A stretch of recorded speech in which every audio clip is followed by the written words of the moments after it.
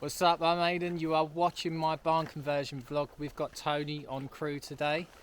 We are going to crack on with the cart lodge. We've got to do the outside. So we're going to do the stud work and the OSB. That's to stop racking. And I've marked out for the Vluxes just up top. So we're going to double out the rafters.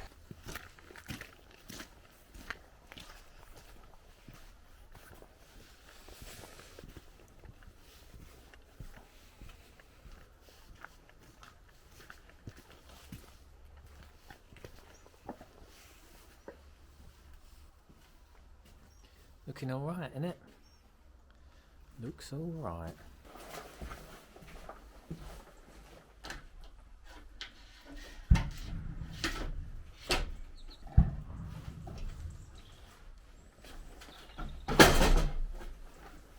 Plan of action. So I've already laid out all of the stud work. It's red on top because the bows go that way. So we're going to place everything the right way on here. Now, there's certain bracing that needs to be done on these kind of things to stop racking, allegedly. These ones here, they're called knee braces or wind braces, some people call them. Now, new age carpenters, they put in one straight down here from here and then just put the stud work on top and below. I don't want to do that though. So I was going to go old school and do something that's called let-in bracing. So what you do is you put your stud work up like this, and then just here you notch out a section just like this, and then you basically let in this angled brace, so you go all the way across just like that, so it's all tied together properly instead of just the rubbish carpenters just wax hang on top like that. But all of that is old school, so what we're going to do is we're just going to do OSB, and that stops the racking, but we're going to do super structural, even though we don't really need to. We're going to plate all the way around the outside. We're going to put the stud work in, we're going to bang a load of nails in. That should keep everything square when the wind pushes on it. So let's get cracking.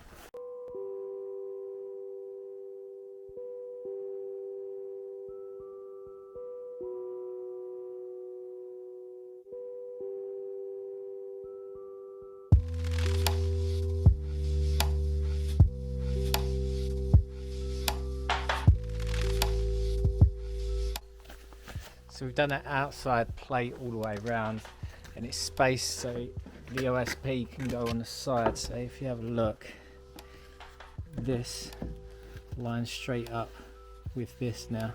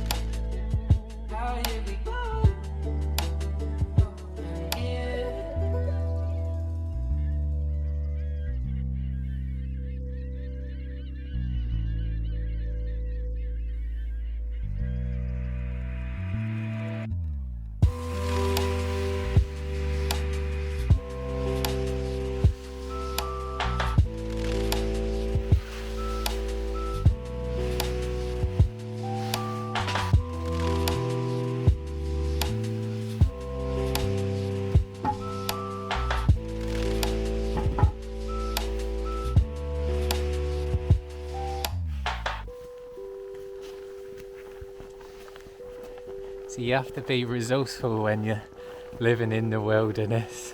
What do you think that's for? So we have cut all of these, and then what we do is we've cut a block So that's 354 wide. That will give us 400mm centres from here to here. So that holds that in place. We now gun it in there, now gun it at the top. Then we bang the nails in, take this out, and then put another nail through there. And it's easier that way.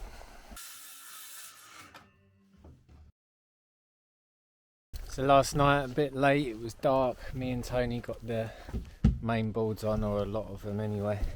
So that's pretty much a full board. We've got a 300 gap there, and then 400s from there. So we only had a little bit of wastage. I've got to put on the rest of the OSB. You stagger joints obviously and leave an expansion gap of like 3mm or something like that. So we were struggling with the nail gun last night. I've got an original Pazloader Iron 360. With them, they don't want to work in the cold basically, so we could only shoot like 2 nails at a time. So we only got these boards out like temporarily, if you like. Just tacked them in, and then I spoke to Sean this morning and he said, oh, you can borrow my gun. So he's gave me his. It's a Pazloader again. It's Iron 360, but it's a CI, so it's a new one, and for some reason they like the cold, or they cope well with the cold, so that's going well. The only issue is sometimes it shoots 2 nails, but I don't know whether that's the gun or whether it's the nail pack that I've got. And just show you what I've done. I've set these in so the USB sits flush with this. That's to save me with the cladding, because obviously I've got the plinth brick there. Ideally I was meant to have 25mm battens for an air gap behind, but I've changed it to 19 so I can put it back in. I would have sunk all of this back further, and then I would have just chamfered off like down the bottom for air gaps. But if you look up on there, that's like a full beam, so I couldn't really have done it. I would have weakened that whole beam if I would have drilled holes through or put anything through. So we're coming out a little bit further than I really want, which means that this is a little bit pointless in a way, because the cladding's going to come out to about here. Can't have everything though, can you? I'm going to carry on.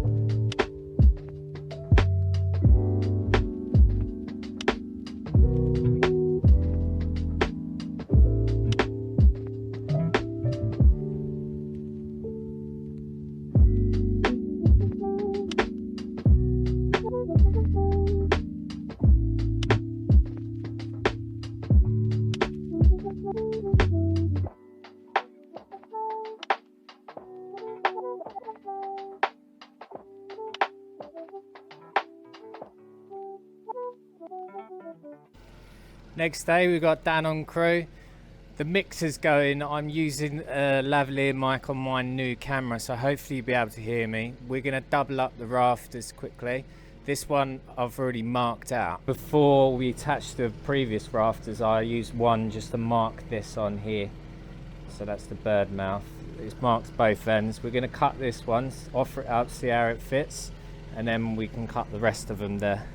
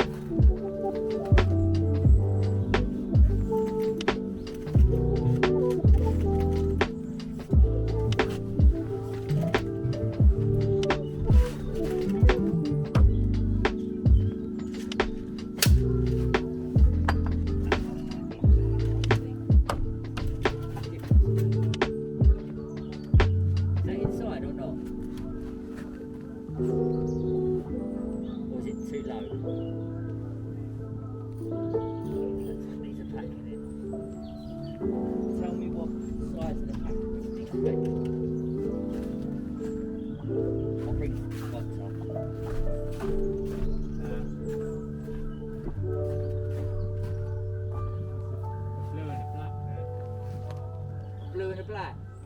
5 and 2, so 7. I'm just going to bring the whole box up. And the ladder. Which you should have brought up first. No. I'm just gonna. Oh no. Walk around filming until it gets dark. And then go, oh, it's got dark.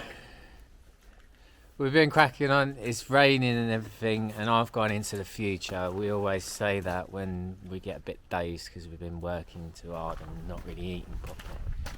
We've got this side up. Got one board on. We was going to do both sides, but obviously there's not enough time in the day, and it's raining, and we need to carry on. I'm just going to try and board this whilst the scaffold's there. I'll catch you another day. So that side's pretty much done. I need to do these bits, but that can wait for another day. And I've been sorting out trying to get the Vluxes. Now, I had a bit of an issue because I wanted to get the biggest ones you possibly can to let plenty of light in. And I was trying to get a price match / guarantee with for roofing outlet, and I'd already phoned them last week and they said, yeah, we'll send you an email with the quote. They didn't send me an email. I emailed them again and said, this is the situation, I haven't heard back from you. They replied and said, oh, are you sure you want that, because I had different sizes. I was like, yes. Then they ignored me. Roofing outlet, rubbish. People that say they're going to do a price guarantee, it's a load of rubbish. They just put that on their website to make them look all good, but they're not actually interested in doing it. So Roof Giant, I've got them from there. They've been really helpful. I wanted to get SK10s because they're really big, but they didn't have the flashings. I tried to offer get the flashings from Roofing Outlet still. Then they cancelled my order. Don't know whether it's because they didn't have them in stock or it's because I didn't actually order the rest of the Vluxes off them or anything like that. Bit of a nightmare. I ordered a different size, and then I changed my mind because I would have to change the double rafters that we'd already done. So I phoned him up again. I'd already paid for it. He said, oh, I've already put the order through. So he had to ring up Vlux, cancel that order, got it all changed round. It's all sorted now. We've still got 114 wide, but instead of 160 length, they're only 140, but it's fine because I've still got headroom and they still qualify as a fire escape. The reason why I'm having them as a fire escape is so I don't have to do the treatment on the outside for the staircase. I spoke to the building inspector the other day. He reckoned it should be okay, but he's double checking for me. So I'm going to pack up, I'm going to do my washing up. It's a Thursday, but I'm going to go home for a couple of days. We need to do some maths and work out obviously money situation and everything like that. If you haven't already, give us a thumbs up and please do subscribe, hit the bell notification. Thanks for watching. I'll see you later.